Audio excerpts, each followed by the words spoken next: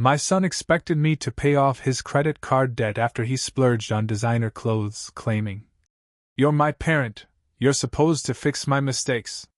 When I refused, he blamed me for not teaching him better money management and shouted, "This is your fault."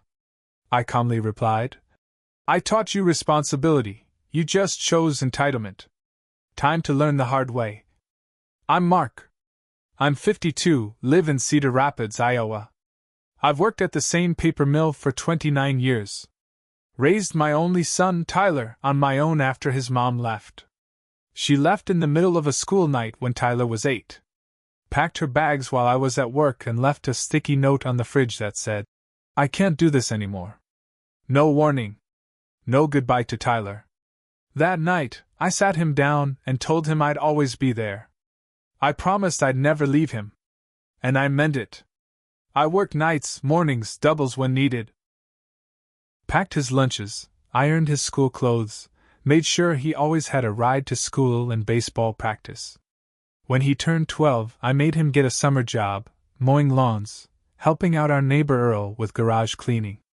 I didn't do it to be mean. I did it so he'd learn the value of money, of effort. He complained, sure. But he did it. But here's the truth I didn't see coming. No matter how hard you try to teach your kids right, sometimes they choose wrong anyway. Tyler was always sharp. Too sharp for his own good. He could talk himself out of anything. Smooth talker, silver tongue, always had an excuse ready.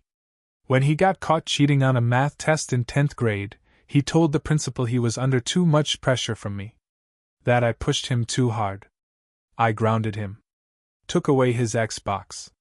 He sulked for a week and then got over it. After high school, he got accepted into a community college in Des Moines. I was proud of him, told him I'd help with books and rent, but he'd have to work part-time. He agreed. Said he already got a job at a coffee shop. Said he had it all figured out. That was 2 years ago. 3 months ago, he showed up at my front door with a suitcase. No text, no call. Just knocked on my door like it was nothing. I hadn't seen him in 6 months. I opened the door and saw him standing there, wearing a jacket that probably cost more than my rent. "Hey, Dad," he said, like we'd seen each other yesterday. "Can we talk?" We sat in the kitchen.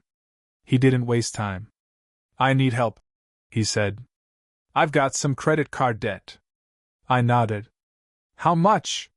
He hesitated. Then said, "About 14 grand. I sat back in my chair. 14,000? He didn't flinch. "Yeah. I've been living a little beyond my means." "Doing what?" I asked. "Clothes. Food. Some electronics. A trip or two." "You're telling me you spent $14,000 on junk?" He shrugged. "I thought I could keep up with payments. But the interest just kept growing." I asked, "What about your job?" He paused. "I quit. It was too stressful. And they weren't paying me enough anyway." Then he looked me dead in the eye and said, "You could help me pay it off. I'll pay you back. Eventually." I didn't say anything.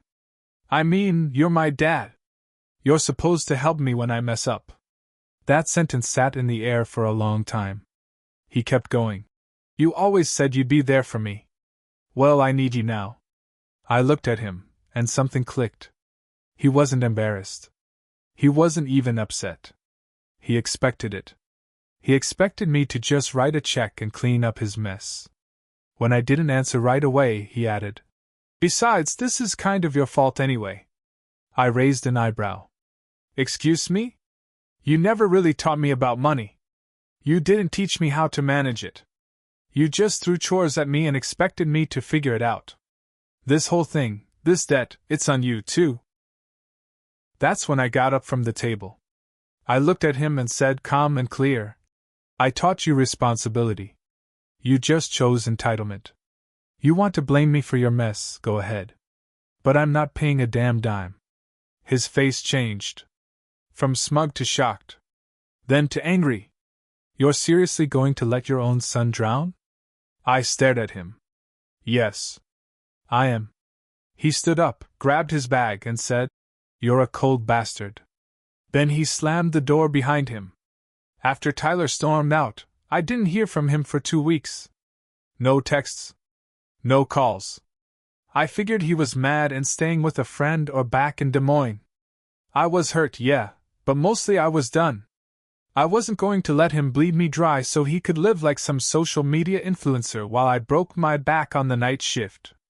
Then things got worse. A letter came in the mail. It was from my bank. Apparently, someone had tried to open a credit card in my name. They flagged it because the address didn't match and the income numbers were off. I knew it was Tyler. No one else would have my social security number and date of birth like that. My gut twisted. I went to the bank, cleared it up, locked my credit, set up alerts. I didn't want to believe he'd stoop that low, but he had access to everything. When he was 16, I helped him get his first debit card and put him as an authorized user on my account for emergencies. I never thought I'd have to protect myself from him. A week later, I ran into Nancy, a lady from church, at the grocery store. She looked at me weird, asked if I was okay. "I saw Tyler's post on Facebook," she said. "Rough stuff." I asked what she meant. She pulled out her phone and showed me. There it was, a long post from Tyler. Paragraphs accusing me of abandoning him in a financial crisis, saying I emotionally abused him with unrealistic expectations, and even saying I refused to help him just to feel powerful. Dozens of likes. Comments from kids I didn't even know. Some said things like, "Parents like this are the reason our generation is struggling." One girl wrote, "You deserve better, Tyler." Another one said, "Cut him out of your life. That kind of toxicity will ruin you." I stood there in the cereal aisle and felt my throat close up. I wanted to scream. I wanted to march down to wherever he was and shake some damn sense into him. But I didn't. I just went home. Sat in my chair and stared at the wall for an hour. Later that night I sent him a text. "You crossed a line. Don't contact me again unless it's to apologize. And take that post down." He didn't reply. But he saw it. I know he did. 2 days later, I got a call from my boss at the mill. Corporate had been contacted anonymously with a complaint. Someone said I was using racist language at work, that I was hostile toward younger employees, that I made ageist remarks and created a toxic environment. It was a complete lie. But the company had to take it seriously. I was suspended for a week while they looked into it. It was humiliating. People I'd worked with for 20 years were looking at me sideways, whispering. I sat at home, stewing. I knew it was Tyler. Who else would hate me that much? I didn't raise a son. I raised a monster. The suspension from work hit me harder than I expected. Not just because of the money, I had some savings, but because of the shame. I'd worked at the mill since I was 23. I was the guy who always showed up, trained the new hires, covered when others called in. Now they were whispering that I was some bitter old bigot who couldn't handle change. And all because my son didn't want to pay his own damn credit card bill. I stayed quiet that whole week. Didn't go out. Didn't answer texts. Even stopped going to church. People were looking at me like I was diseased. All because of that Facebook post and the complaint at work. I didn't have proof, not yet, but I knew it was Tyler. On the 6th day of my suspension, I got a visit. It was one of Tyler's old friends, Mason. Kid used to come over for dinner all the time when they were in high school. Good head on his shoulders. I hadn't seen him in years. He showed up at my door, hands in his hoodie, looking nervous. "Mr. Randall," he said. "I think I need to tell you something." I let him in. He sat down, looked me straight in the eye and said, "Tyler's been bragging. Saying he got you suspended. Saying he ruined your reps so you'd come crawling back and write the check?" My stomach sank. "He said you needed to be humbled," Mason went on. "Said you were power tripping and needed to learn that parents don't hold all the cards anymore." His words. Not mine. I felt sick. Why are you telling me this? I asked. He looked uncomfortable. Because it's messed up. And because he said I'd owe him if I didn't keep quiet. I don't want anything to do with it. I thanked him, and after he left, I sat at my kitchen table and stared at my phone. My hands were shaking. That wasn't just entitlement anymore. That was cruelty. That was manipulation. I knew what I had to do. Tyler wanted to play games. Fine. I'd play too. I called a lawyer the next day. A woman named Carla who'd helped my neighbor through a rough divorce. I told her everything, about the debt, the credit card fraud attempt, the false accusations at work, the public slander. She listened carefully. You need to protect yourself, she said. And you need documentation. We got to work. She pulled credit reports, traced the failed credit card application, and even got a digital forensic guy to trace the anonymous complaint to my company. It led straight to Tyler's IP address. You've got enough to file a civil claim, Carla said. And if the credit card thing goes further, you could press criminal charges for attempted identity theft. I didn't want to go that far. Not yet. Instead, I made a different move. I sent Tyler a certified letter. In it, I laid out what I knew, what I could prove, and what would happen if he didn't make it right. I gave him two choices. He could take down the Facebook post, send a formal retraction to my job, and stay the hell out of my life, or I'd file charges and go public with everything. I knew what that would do to his reputation. His fake influencer persona, his supportive community, his little circle of enablers. I had all the receipts now. He couldn't twist the story anymore. But Tyler, being who he is, didn't go quietly. He made one more move. A final swing that nearly took me down. I thought the letter would scare some sense into him. That he'd take down the lies, stop the games, and realize he'd gone too far. I underestimated just how deep his pride went. A week after I sent the letter, I was called back into work. HR had cleared me. Turns out the complaint was filled with holes, and my coworkers, even the younger ones, stood up for me. I held back tears when my manager Dave said, "We know who you are, Mark. We never doubted you." That should have been the end. But it wasn't.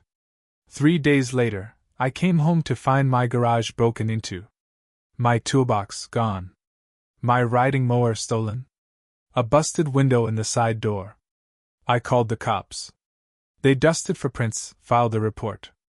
I didn't have to guess who it was. I knew it was Tyler. It was petty. Angry. Revenge. But this time, he slipped up. One of my neighbors had a security camera. Caught Tyler pulling up in a borrowed car, loading my stuff with 2 other kids. Clear as day. The cops picked him up that same night. He was charged with theft and vandalism. His buddies got off with warnings, but Tyler? He had priors. Nothing big, some unpaid tickets, a disorderly conduct, but enough that the judge didn't go easy. He got 3 months in county jail and had to pay restitution. That included paying me back for the damage. You'd think that would be the part where I felt proud. Where I felt like I won. But it didn't feel like that. Sitting in court, looking at my son in handcuffs, I didn't feel revenge. I felt like I was standing over a grave. Not his, but the grave of everything I hoped he'd be. He never looked at me during the whole hearing. Not once. A week after he went in, I got a letter. Handwritten. From Tyler. He didn't apologize. Instead, he wrote, "You never loved me unless I was perfect. You never forgave me for being weak. So now I'm just giving you what you always wanted, distance." That was the last thing he ever said to me. It's been almost a year now. He's out. Lives in another state. Changed his number. Blocked me on everything. I haven't heard from him since. I still have that letter in a drawer. I read it sometimes when I want to remind myself of the truth. He was right about one thing. I did make mistakes. I worked too much. I pushed too hard. I didn't always know how to show love when it wasn't earned. And maybe I did expect too much too fast. Maybe I didn't listen enough. But I also gave him every tool he needed to succeed. Every lesson. Every opportunity. And when he failed, he chose to blame instead of change. He chose to lie, steal, and destroy, just to punish me for saying no. So no, I don't regret drawing the line. I don't regret letting him fall. Because some people only learn when there's no one left to catch them. And as much as it broke me, I had to be that lesson.